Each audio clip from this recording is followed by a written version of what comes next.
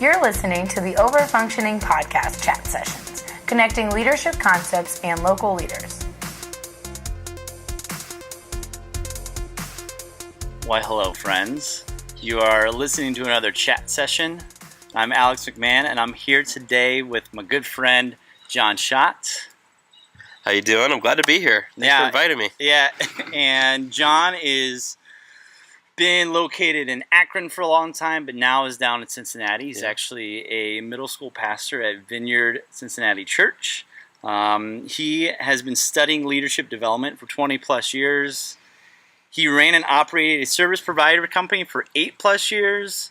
He has 2 undergraduate degrees, one in youth ministry and the other one in biblical theology. He has a master's in religion, and most importantly, he is the husband of Amber for 5 years and has 2 awesome daughters, Piper and Josie. Yeah. And, Jon and I have known each other, like 10 plus years 10 now. plus years, yeah, it's been over a decade. And mostly in ridiculous things that we've done in the past.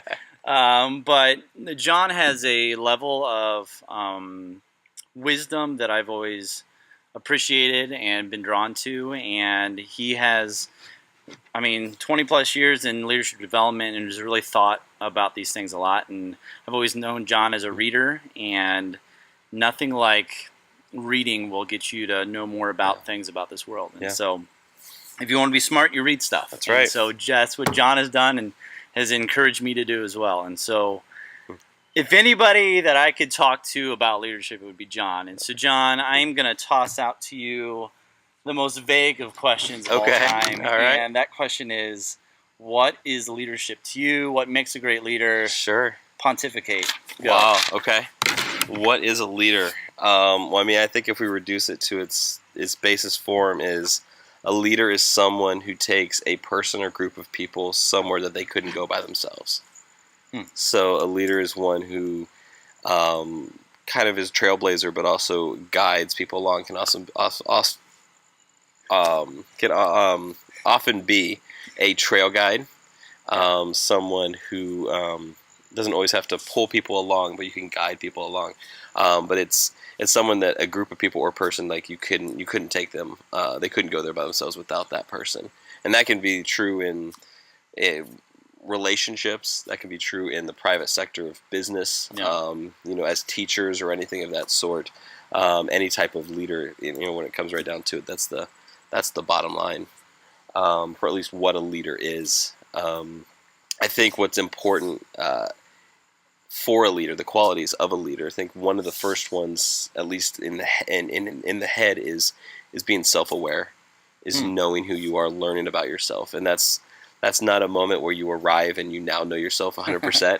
It's a continual growth process and learning process of knowing who you are, and that includes not just what are my strengths to where I can, really shine, but a lot of leadership really is leading by your weaknesses. And it's allowing people to, there's that vulnerability, that humility of allowing people to say, hey, I haven't arrived. Don't be just like me because, I'm a superstar. I'm just like you. I'm a human being trying to figure out, walk this journey. And, but it's leading, allowing people to see that you're trying to grow as well. And it really encourages and spurs people on to grow as well when they see leaders being willing to be open and honest and transparent, saying, hey, this is who I am. So it really kind of lends that credibility for people to follow that leader. Yeah, interesting. Yeah. So I think you said leading by your weaknesses, right? Mm-hmm. And so I have heard, and I know you've heard this too, of several people, no, just stick with your strengths. It's all about your strengths. Don't worry about your weaknesses. So I want you to kind of unpackage that for me, right? Because I know you've heard this exact same thing. Sure. So what does that look like? Because I think that what you said about leading by your weaknesses is counterintuitive. Right. Yeah, exactly. And again, part of that comes to allowing your whole self to be viewed in the sense that a lot of times we just want the positive sides to be shown. And it happens in marriage. As you get to, actually dig in with someone in a relationship, you begin to see every area of them. And you begin to really kind of, in a way, be exposed and allow them to see your whole self. And when weaknesses pop up, you can no longer kind of hide behind that mask. There is a vulnerability that occurs, and that there's a level of camaraderie, a level of connection that happens between two individuals or a group of people when that leader is how the best way to put it is completely open. Yeah. And it's also allowing people to see, like, a lot of times it's not, hey, I've already arrived there, but let's go there together. And so that's another element of that weakness is like, hey, this is not something I'm strong in, but I'm trying to grow there, so let's go together there. It's not like, hey, I've already been there. Hey, I want to pull you guys to where I've already arrived, if that makes sense. Yeah. So is there a method of tact when you go to do that, right? What is that? I think the open, it's a good point. I think the point of tact, first of all, is that humility. Of first being like, hey, I'm not good at this area. I'm not strong here. This is not my gift. This is not my forte. And being open and honest about that, and just letting them know that, I haven't arrived at this point, is even the beginning point of kind of breaking down the barriers, any hesitancy, saying, and that's where a lot of times, again, by leading by your strengths, people are actually. By leading by your weaknesses, you have actually more people often go deeper into growth with you, because it's not like I'm the expert, you guys all follow me. We'll seek out experts to some extent, but we're a little skeptical towards, okay, I don't know if I can get there. But if someone's like, hey, I want to grow in this area, come with me and let's grow in this area together, people are more open to kind of going on that journey together. That makes sense. Yeah, it sounds like you're going with people on the journey. Yes. And not just dragging them right, along. Yes. You're not like, hey, I've already, it's like a settlement, in the old days or whatever, someone had already said, hey, I've already built the entire town. Let's, you guys come with me and come to the town I built. It's like, hey, as pioneers together, let's go and build this town together. Let's do this together. Yeah. And so that leader is like, hey, I'm not good here. Let's all go do this together. Yeah. If that makes sense. So does that look like just plugging people in where you know that you're weak? It can be identifying. Yeah, I mean, there's definitely that element. If you're thinking of in the sense of like a team, it's definitely identifying. That's the part of the self-aware and knowing where you're weak. That you can definitely identify and say, hey, I want to find someone who's strong in this area and complement each other. It can definitely be an aspect of that leading by weakness as well. What do you think keeps people back from doing that? From leading by weakness, What is holding people back from that? Well, I think there's a few things. I think one is just whether it's unspoken or not, the unspoken expectation maybe, or the expectation that the world, that society puts on leaders.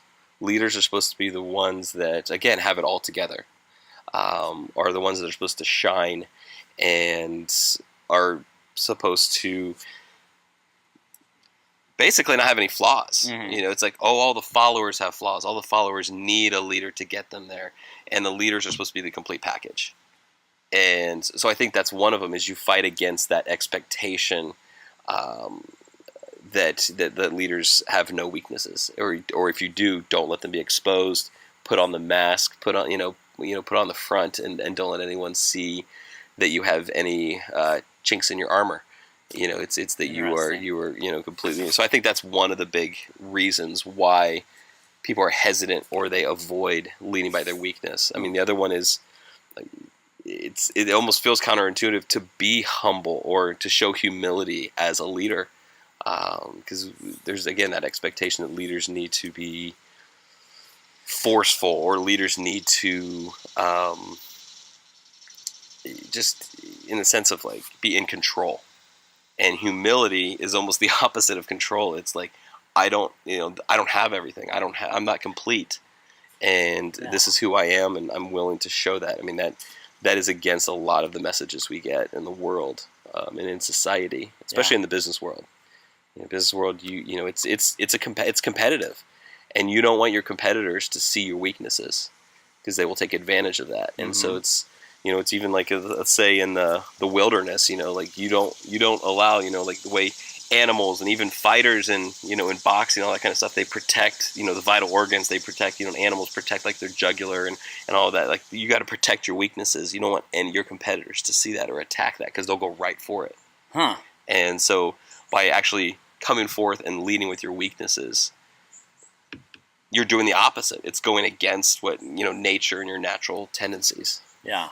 Yeah. When we talk about leadership, so much of it is biological, and it's about homeostasis is a word that gets thrown a lot in leadership. When it means that just like keeping everything the way that they were.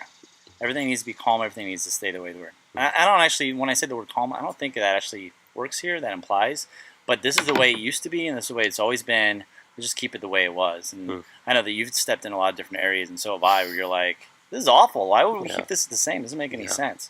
So would you say, I love this discussion about expectations from society. I was thinking, I don't know if you have any thoughts on this, but where does that come from? I was thinking like, this is a historical running, this is not like all of a sudden leaders have to put this mask on. Didn't happen just like yesterday. Right. I don't know, but I guess that goes into your biological, I don't know. What do you think about that? Like, I don't know where this is going to lead us. Right. Yeah. No. So just to clarify the question, you're just like, where kind of as far back as we can, Yeah. We're kind of trying to figure out where that, or almost why, that evolution of expectations, or where that source of expectations occurred. It's not written anywhere. Right.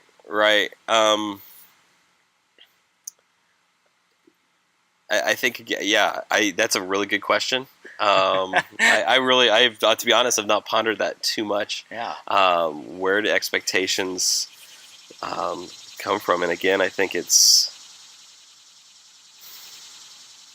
be much easier to just have somebody in charge, maybe, than right. trying to like have any responsibility within the matter. Right. Well, I guess I think back to even if we think of armies, or we think of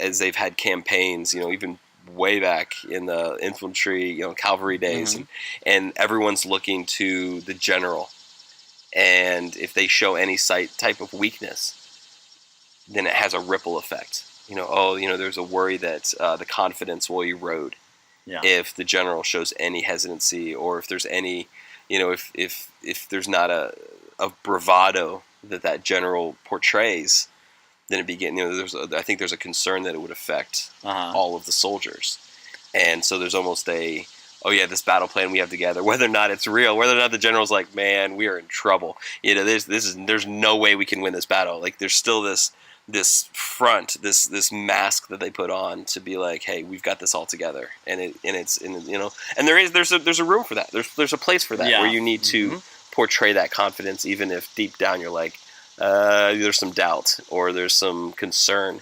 and so I think there's definitely that element, and I think in any sector, I think we've adopted a lot of that that mentality.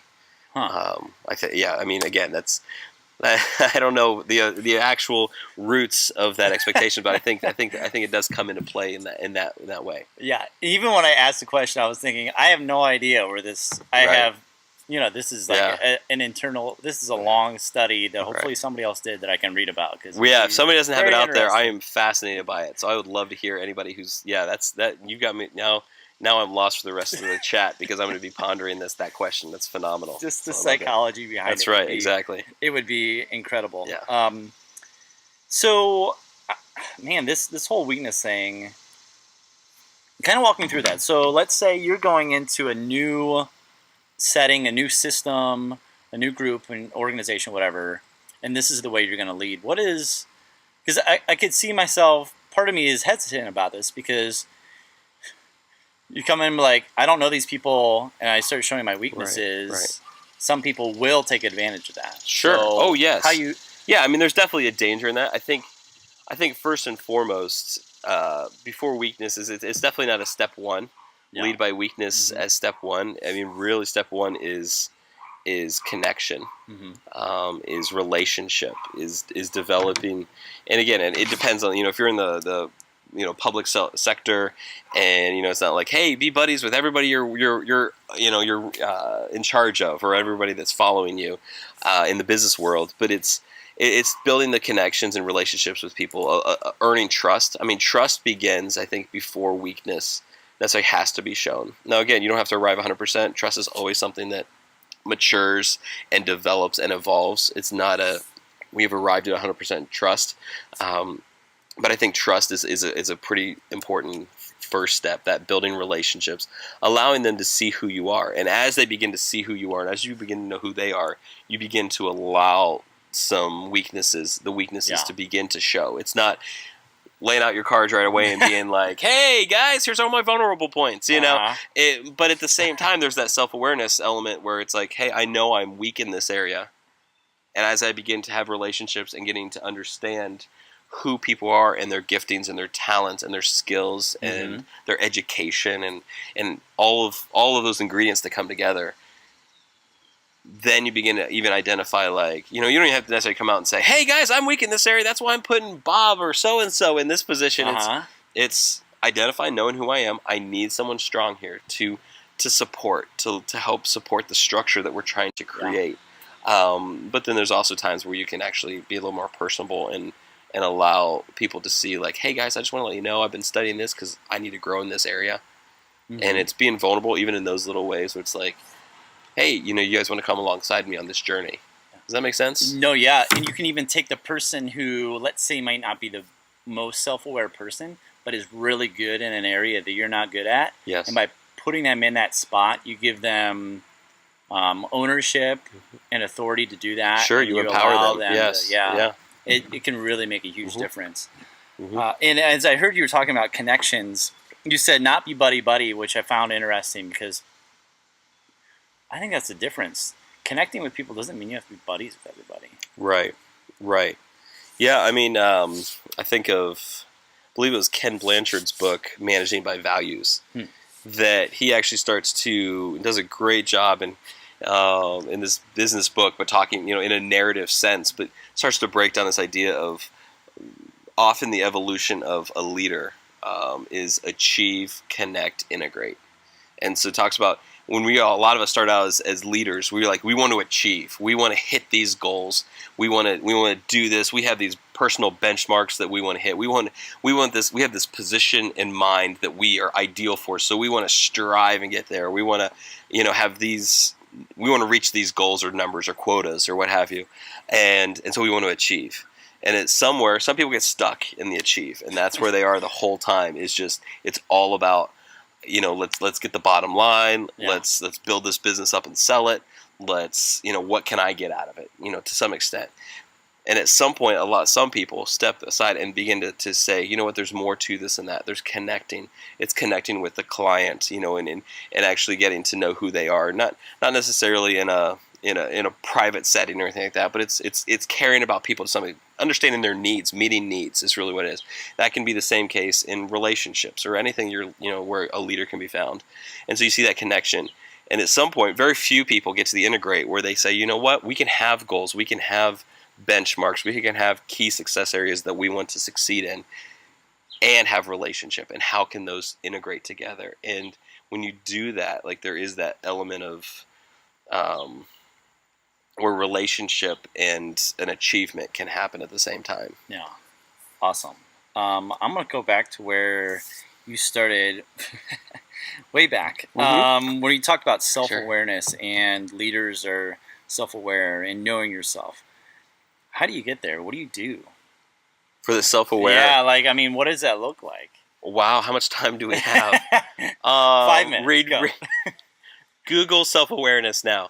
Alexa. Yeah, that's right. Exactly. Wow. Okay. What are some just simple things? Sure. You already stated it's a lifelong journey, and so right. This yes, it is. Yeah, this is by no disclaimer. Will not be an exhaustive layout of self-awareness whatsoever. But I think really one of the first steps is willingness. And that is willingness to be honest with yourself. Actually wanting to seek that out. Because, the best person we can lie to is ourselves. We can say, hey, oh, I know me, but really we kind of ignore the glaring issues, or we look at ourselves in the mirror with rose colored glasses, and so I think the first step is actually being willing to be honest with yourself, and that next step is really honest conversations. I know honesty is a lot with that, but self-awareness is honesty. It's really, being completely open and exposed to who I am as a whole person. And I think it's open and honest conversations with people who know you best. Whether that be, family or friends, maybe it's a boss or coworker or whomever, it's spouse, who probably know you best. But and it's also just so there's the honest conversations, but there's also there's plenty of assessment tools out there as well that you can really start to break down. What are my tendencies? What's my personality? And at some point down the road, you actually need to shine a light on the dark corners of who you are and the stuff that we don't want anyone to know about, and we want to hide and protect. Because the more complete you begin to understand yourself, the more you can broadcast to other people, hey, come alongside and let's go here together. Yeah. I was gonna say, as you're talking, like, this is a hard process. This is not like, oh, just sit down and a couple hours bang this thing out and get more self-aware. This is right. We are a simple people and a complex people, if that duality can exist. Yeah. There's a lot of simple needs that we all have, but there's a lot of complexities as we develop and mature that we either ignore or we're so used to that it's part of who we are that we look right past it. Mm-hmm. We miss we miss what's right in front of our face, and that may be because we're looking towards a goal. It may be because we're looking towards an ideal of ourselves, that I want to be this person, and I can't be that with this even weakness, or this weakness, or what have you, or this shortcoming. And so I'm going to look past that so I can get to that ideal, and just being like, hey, this is the actual, and dealing with the actual and the reality. And that sounds dark, but really it brings a lot of light when you're honest and open about who you are. It frees you up from those things, because some of those things will keep tripping you up. Even if you have this ideal and you keep masking, it just keeps tripping you up. Yeah. It's there's no mask, there's no veil strong enough or permanent enough that at some point it doesn't come to the top, or that if you cover it, it's gone. It's still there. You're either going to deal with it or you're going to drag it along with you your entire life. Yeah, and the people that I've interacted with the most, who I've thought, man, that guy is, or that woman is a strong leader. Those people who've been to those spots, and it's interesting. People who have the most experience in their lives, usually people dealt through things. It doesn't mean you have to deal through deaths or whatever that might be, but sometimes just sitting down and dealing with your own darkness can really free you up and bring you wisdom and make you a better leader overall. Yeah. As a man who has gone to therapy and psychologists and stuff, I mean, it has really helped me in the long run to really understand who I am, and I wouldn't change it for the world. Right. And seeking out that help, whether that's a therapist, whether that's just, again, being willing and honest to ask those hard questions to family or friends or coworkers. Who am I? What do you see in me? What are your strengths you see in me? What are the weaknesses you see in me? How would you describe who I am? Those kind of questions are hard to articulate. And that's where it comes down to. It's not just like you said, doing it in an hour or two. It's a really willingness to dig. And dig deep, and a lot of people look at that, like even asking those questions or wanting to know who you are, as a weakness. They see that as a vulnerability. Oh yeah. But really, to be honest, it's a strength. It's a strength to be able to say, okay, I'm the only one living in this skin. Let me know who I am. Yeah, you start setting expectations for yourself. So we go back to expectations, and you go, okay, what is the expectation society has on me? What is this? What kind of leader do they want me to be? Well, wait a second. That doesn't matter anymore. What expectations do I have for myself as a leader? And then you can start identifying those things, and you can actually reach your own expectations because you made them yourself. Right. Yeah, I mean, some of society's expectations, that's not to throw it all out and be like, it's done. But it really begins on how do I fit within this? Because we can force ourselves into expectations. But we either lose a lot of ourselves, or we have to kind of kill a part of ourselves off to achieve that. And is that really, it comes back to the bottom line of, am I just here to achieve, or am I here also to connect? And, we can do a lot of harm, burn a lot of bridges by just achieving. But and it comes back to, what's my value? What do I value? Awesome. Well, Jon, anything else you would like to say? And we went really deep, and I love it. Sure. This is why I love having conversations with you. But anything else you want to say about if somebody was going to take some steps to become a better leader? Obviously, getting to know yourself well. Sure. Exposing those weaknesses. Anything else you would say to someone? Yeah, this is by far no means an original thought, but one of any advice I give any person seeking to grow in leadership or stepping into a leadership role for the first time is again, it comes back to that connectedness. Don't do it alone. Seek out mentor, seek out someone, multiple people who you see, maybe it's in your business, maybe it's people you see in society or church or wherever, that you say, wow, they seem to be farther down the journey than I am. They seem to have that experience. Seek them out. It's very easy for us to look for someone who's in the very same situation we're in, or someone who's even like a little bit lower, because we want that control, that illusion of control. But it's really seeking those who've gone beyond, seeking out their advice. Say, I'd love to learn from you. I'd love to sit and have coffee with you. And it's always finding those who are at that next level than you are. Is if I had to throw out any advice, that would be the advice: is seek out those mentors, pick their brain, come with a billion questions, ask questions until they finally are like, I'm out of here. So no, but seriously, I have yet to find a genuine leader who's not willing to sit down for a while and just answer questions. And that's just ask questions and seek out those people. Yeah. Awesome. Well, thanks, Jon, for dude, let's do this again sometime. For this sure, is great. We'll definitely do it because the depths that we were able to go today, I think we can go even deeper. And that's what we want on this podcast. That's what we want people to listen to. And when I mean people, I mean me and you, and we'll listen to this later. So sure. So thanks a lot, and we'll talk soon. Sounds great. Thanks, Alex. Yep.